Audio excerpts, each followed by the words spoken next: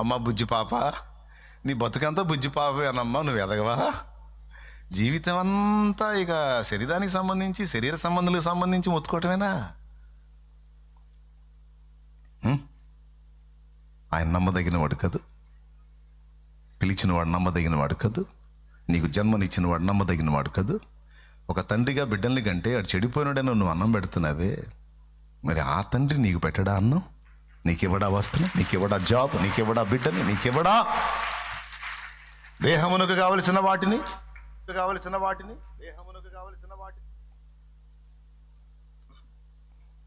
మరి ఎందుకు దిగులు పడుతున్నా నాకు అర్థం కాదు. నా దగ్గరకు వచ్చి కొంతమంది ఈ విషయాలు చెబుతా ఉంటే నాకు పెద్దోళ్ళైనా సరే పిల్లలానే కనపడతారు.